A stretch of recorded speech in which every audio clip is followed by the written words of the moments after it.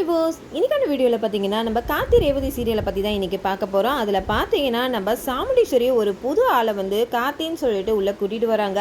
இது கார்த்திக்கு தெரிஞ்சு கார்த்தி என்னெல்லாம் ஒரு பிளானை போடுறாருன்னு சொல்லிட்டு அதை பற்றி தான் இந்த வீடியோக்குள்ளே பார்க்க போகிறோம். வீடியோவை ஸ்கிப் பண்ணாமல் பாருங்கள். வாங்க வீடியோக்குள்ளே போகலாம். எல்லாருமே ரொம்பவே அவளோட காத்துட்ருக்காங்க. யார் அந்த கார்த்தியை கூட்டிகிட்டு வர போகிறா, ஒருவேளை உண்மையிலேயே கார்த்தியை கூட்டிகிட்டு வர போகலான்னு சொல்லிட்டு ரொம்பவே சந்தோஷத்தோடு பார்த்தீங்கன்னா நம்ம ராஜராஜன், மயில், ரோகிணி எல்லாருமே சந்தோஷமாக இருக்காங்க. அப்போ தான் நம்ம கார்த்தின்ற பேரில் மருது வந்து என்ட்ரி ஆகுறாங்க. அது வேறு யாரும் இல்லைங்க, நம்ம சூரியகலாவோட அண்ணன் தான். அவங்க பிளான் பண்ணபடியே அவங்க வந்து மருதை வந்து உள்ளே வந்து கூட்டிகிட்டு வந்துடுறாங்க. இந்த பக்கம் இதெல்லாம் பார்த்துட்டு ரொம்பவே ஷாக் ஆகிடுறாங்க. இவர் தான் உன்னை காப்பாற்றினாருன்னு சொன்ன பற்றியா, உனக்கு எவ்வளோ வந்து நல்லது செஞ்சார் அப்படின்னு சொல்லிட்டு சொன்ன பற்றியா, அவர் தான் ரேவதி. இவர் அந்த கார்த்தியை உனக்காக நான் கூட்டிகிட்டு வந்துட்டேன் அப்படின்னு சொல்கிறாங்க. உடனே நம்ம பரமேஸ்வரி அம்மா வந்து பார்த்திங்கன்னா அவருக்கு ஆர்த்தி எடுத்து உள்ளே கூப்பிடுறாங்க. அந்த பரமேஸ்வரி அம்மா கூட கொஞ்சம் கூட ஒரு மனசாட்சியே இல்லை. சிரிச்ச முகத்தோடு போய்ட்டு அந்த மருதுக்கு பார்த்தீங்கன்னா அவங்க ஆர்த்தி எடுக்கிறாங்க. இந்த பக்கம் நம்ம மருதை தான் உள்ளே போனது காட்டுறாங்க. அப்போ மருதை பார்த்துட்டு நம்ம ராஜராஜன் எல்லாருமே ரொம்பவே டென்ஷன் ஆகிடுறாங்க. இந்த பக்கம் நம்ம சாமுண்டீஸ்வரி நினச்சபடி நடக்க போதே அப்படின்னு சொல்லிட்டு அவங்க மனசுக்குள்ளே ஒரே சந்தோஷத்தோடு இருக்காங்க.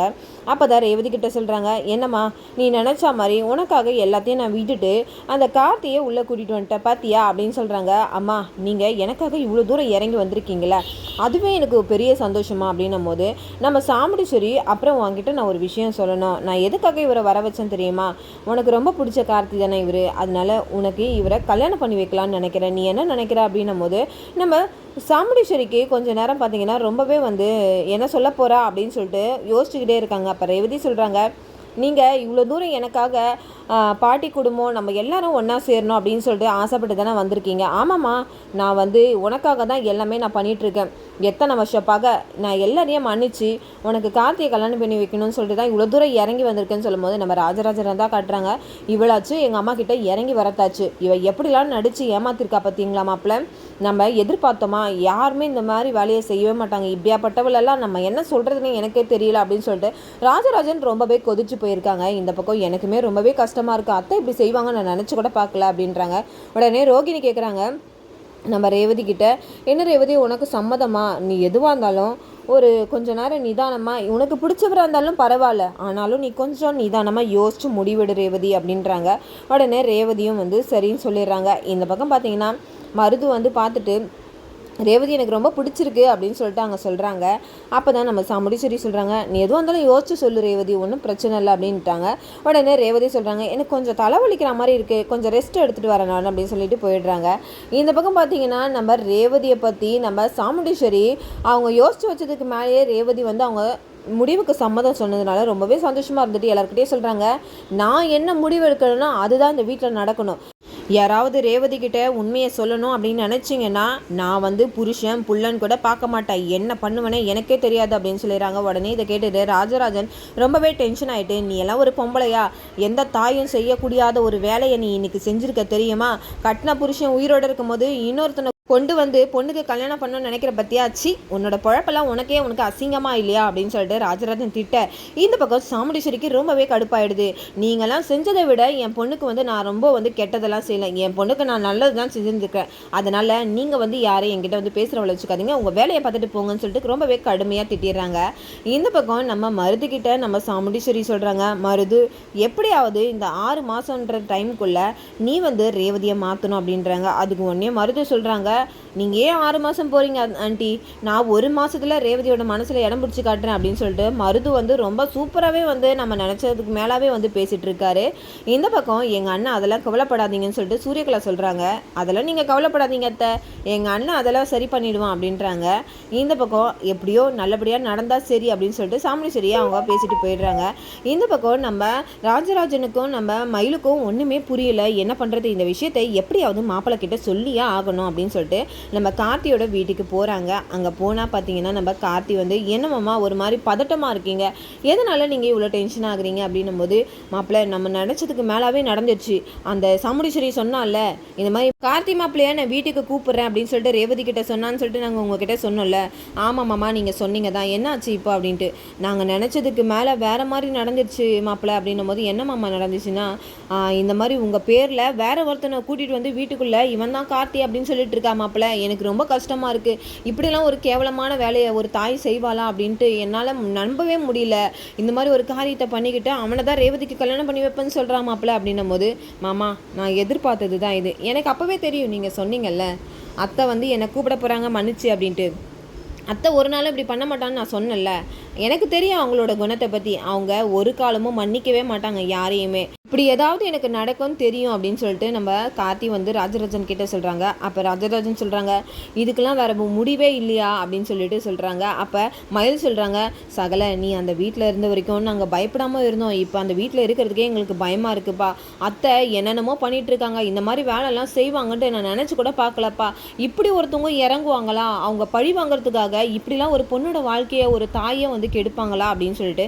மயிலும் வந்து ரொம்பவே வந்து ஆக்ரோஷமாக பேசிகிட்டு இருக்காங்க. அப்போ நீங்கள் எதுவுமே கவலைப்படாதீங்க, கண்டிப்பாக ரேவதி வந்து இப்படி வந்து மாறவே மாட்டா, ஆள் மனசில் நான் தான் இருக்கேன், இந்த உண்மை மட்டும் ரேவதிக்கு தெரிஞ்சால் அவங்களோட நிலைமையே வேறு அப்படின்னு சொல்கிறாங்க. நானும் அதுதான் மாப்பிள்ள அவகிட்ட சொல்லிட்டு வந்தேன், ரேவதிக்கு மட்டும் இந்த ஒரு விஷயம் வந்து அவன் நினைவு தெரிஞ்சு வந்ததுன்னு வச்சுக்கேன், கண்டிப்பாக உன்னோட நிலைமையே வேறுன்னு நான் கூட அதுதான் சொன்னேன் மாப்பிள்ள, ஆனால் அதெல்லாம் கேட்குற மாதிரி எனக்கு தெரியல அப்படின்னு சொல்கிறாங்க. அப்போ தான் நம்ம கார்த்தி வந்து ஒரு விஷயத்த சொல்கிறாங்க, இந்த மாதிரி வந்து ஒரு விஷயத்த நீங்கள் பண்ணுங்கள், கண்டிப்பாக இது வந்து ஒர்க் அவுட் ஆகும், இதுக்கப்புறம் அத்தையால் ஒன்றுமே பண்ண முடியாத நிலைமை வரும் அப்படின்னு சொல்கிறாங்க. அப்போ தான் இந்த பக்கம் நம்ம ரோகிணியை காட்டுறாங்க. ரோகிணி ரொம்பவே சோகத்தோடு நம்ம ரேவதியோட ரூமுக்கு வராங்க. அப்போ ரோகிணி வந்து நம்ம ரேவதி கிட்டே கேட்குறாங்க, ரேவதி உனக்கு உண்மையிலேயே மருதை கல்யாணம் பண்ணிக்க சம்மதமா அப்படின்னு கேட்குறாங்க. எனக்கா கேட்குறேன், மருதுவா யாருக்கா அது அப்படின்றாங்க. உடனே இல்லை நான் வந்து கார்த்தின்ற பேரை கேட்குறதுக்கு மருதுன்ற தப்பாக சொல்லிட்டேன், அந்த பர்சனை உனக்கு கல்யாணம் பண்ணிக்க பிடிச்சிருக்கா அப்படின்னும் போது, அக்கா நம்ம குடும்பம் எத்தனை வருஷமாக பிரிஞ்சிருக்குன்னு அம்மா சொல்கிறாங்க, 25 வருஷமாக குடும்பம் பிரிஞ்சிருக்கு, இன்றைக்கி எனக்காக அம்மா இறங்கி வந்திருக்காங்க, அப்போ அவங்களுக்காக நாங்கள் இறங்கி போகிறது பெரிய விஷயம் கிடையாதுல்லக்கா, அதுவும் இல்லாமல் கார்த்தி எவ்வளோ நல்லது செஞ்சுருக்காங்க இந்த ஊர் மக்கள் எல்லாரும் சொல்கிறாங்க, அதெல்லாம் பார்க்கும்போது எனக்கு ரொம்பவே அதெல்லாம் வந்து ஆச்சரியமாக இருக்குது, ஒரு மனுஷன் இவ்வளோ வந்து மற்றவங்களுக்காக பண்ண முடியும் அப்படின்னு நினைக்கும் போது ஒரு ஒய்ஃபை எப்படி பார்த்துப்பாருன்னு நீ யோசிச்சு பாருக்கா, அந்த ஒரு காரணத்துக்காக தான் நான் அவரை கல்யாணம் பண்ணிக்கணுமே நினச்சேன், அதுவும் இல்லாமல் நம்ம குடும்பம் எல்லாரும் ஒன்றா சேர்ந்தால் எப்படி இருக்கும் அப்படின்னு சொல்லிட்டு நம்ம சாமுண்டீஸ்வரி சொன்னதை வந்து நம்பிட்டு ரேவதி வந்து நம்ம ரோகிணி கிட்ட சொல்கிறாங்க. ரோகிணியால் அவங்களால எதுவுமே சொல்ல முடியல, என்ன பண்ணுறது, ரேவதி இந்த மாதிரி கண்மூடித்தனமாக அம்மாவை நம்பியிருக்காளே அப்படின்ட்டு, நீ எதுவாக இருந்தாலும் இந்த 6 மாதம் நிதானமாக யோசி ரேவதி, யாராக இருந்தாலுமே சரி அவங்கள பற்றி தெரியாமல் நம்ம அவங்கள கல்யாணம் பண்ணிக்கக்கூடாது அப்படின்றாங்க. அக்கா நீ சொன்னாலும் சொல்ல கட்டியும் இந்த 6 மாதத்தில் அவர் கேரக்டர் எப்படி, அவருக்கு பின்னாடி என்னெல்லாம் இருக்குது அதெல்லாம் தெரிஞ்சுக்கிட்டு தான்க்கா நான் கல்யாணம் பண்ணிப்பேன் அப்படின்னு சொல்லும்போது நம்ம சாமுண்டீஸ்வரி வந்துடுறாங்க. என்ன இந்த ரோகிணி ரேவதி கிட்ட பேசிகிட்டு இருக்கா, நம்ம தான் சொன்னோம்ல ரேவதி கிட்ட யாருமே எதுவுமே சொல்லக்கூடாதுன்ட்டு, அதை மீறி இந்த ரோகிணி பேசிகிட்டு இருக்கால அப்படின்னு சொல்லிட்டு ஒட்டு கேட்டுட்டு இருக்காங்க. அப்போ தான் நம்ம ரேவதி திட்டவட்டமாக சொல்லிடுறாங்க, நீ நினச்சா மாதிரி 6 மாதம் நான் டைம் எடுத்துக்கிட்டு நல்லா யோசிச்சு தான்க்கா நான் கல்யாணத்துக்கே வந்து நான் இது பண்ணிப்பேன், நீ கவலைப்படாத அப்படின்னு சொல்கிறாங்க. இதை கேட்டுட்டு நம்ம சாமுண்டீஸ்வரி ரொம்பவே அதிர்ச்சி ஆகுறாங்க. இப்போ என்ன ட்விஸ்ட்டு நடக்கும்னா, கண்டிப்பாக நம்ம கார்த்தி இந்த மாதிரி ஒரு பிளானை தான் போட்டிருப்பாரு. இப்போ பார்த்தீங்கன்னா ராஜராஜன் மூலயமா நம்ம பரமேஸ்வரி பாட்டியை தான் வீட்டுக்குள்ளே நுழைக்க போகிறாங்க. ஏன்னா வந்து நம்ம சாமுண்டீஸ்வரி ஒரு வார்த்தை விட்டாங்கல்ல, உனக்காக தான் அவங்க தாத்தா பாட்டியை இன்னைக்கு நான் மன்னிச்சு ஏற்றுக்கிட்டேன் அப்படின்னு சொல்கிறாங்க பார்த்தீங்களா, அந்த ஒரு வார்த்தையை வச்சு தான் இன்னைக்கு நம்ம கார்த்தியை நம்ம சாமுண்டீஸ்வரியை அடிக்க போகிறாங்க. ஏன்னா வந்து நம்ம கார்த்தியை பார்த்தீங்கன்னா நம்ம பாட்டியை கூட்டிகிட்டு வந்து எல்லா உண்மையும் சொல்லி நம்ம பரமேஸ்வரி பாட்டியை நம்ம சாமுண்டீஸ்வரி வீட்டுக்குள்ளே நுழைக்க போகிறாங்க. கண்டிப்பாக இப்போ பரமேஸ்வரி பாட்டி மட்டும் நம்ம சாமுண்டீஸ்வரி வீட்டுக்குள்ளே நுழைஞ்சா ஒன்றுமே சொல்ல முடியாது. ஏன்னா நம்ம ரேவதியை பொறுத்த வரைக்கும் பாட்டியை மன்னிச்சு ஏற்றுக்கிட்டாங்க அப்படின்றது தான் நாங்கள், அதனால ரேவதி முன்னாடி நம்ம சாமுண்டீஸ்வரியால் எதுவுமே பண்ண முடியாது. நம்ம பாட்டி மட்டும் வீட்டுக்குள்ளே நுழைஞ்சிட்டாங்கன்னா கண்டிப்பாக நம்ம சாமுண்டீஸ்வரியோட திட்டத்தை எல்லாம் ஒன்றும் இல்லாமல் ஆக்கிடுவாங்க. நம்ம சாமுண்டீஸ்வரியால் எதுவுமே பேச முடியாது. நம்ம ரேவதிக்காக பொறுத்து தான் ஆகணும்னு சொல்லிட்டு நம்ம சாமுண்டீஸ்வரி நம்ம பரமேஸ்வரி பாட்டியை ஏற்றுக்கிட்டு தான் ஆகணும். கண்டிப்பாக பரமேஸ்வரி பாட்டி மட்டும் வீட்டுக்குள்ளே நுழைஞ்சாங்கன்னா மருதுவாக நுழைஞ்சிருக்க கார்த்தியை ஓட வெளியில் தருத்துவாங்க. அதுவும் சூரியகலாவோட தீட்டமும் வெளியில் வரும். நம்ம பாட்டி எல்லாரையும் அடித்து துரத்த தான் போகிறாங்க. நம்ம சாமுண்டீஸ்வரியோடைய பிளான் வந்து ஒன்றும் இல்லாமல் பஸ்மமாக தான் ஆக போகுது. இதுக்கப்புறம் நம்ம கார்த்தியோட ஆட்டத்தை நம்ம சாமுண்டீஸ்வரி பார்க்க போகிறாங்கன்னு தான் நினைக்கிறேன். இதோட பார்த்தீங்கன்னா இந்த ரிவ்யூ முடியுது. நாளைக்கான ரிவ்யூவில் என்னெல்லாம் நடக்கும்ன்றதை பொறுத்திருந்து பார்க்கறதுக்கு முன்னாடி என்னோட ரிவ்யூ உங்களுக்கு பிடிச்சிருந்தா மறக்காமல் உங்களோட கமெண்ட்களை என்னோட கமெண்ட் பாக்ஸில் தெரிவிங்க. வீடியோ பார்த்துட்டு எல்லாருமே உங்களோட ஆதரவுகளை என்னோட சேனலுக்கு கொடுங்க. தேங்க்யூ.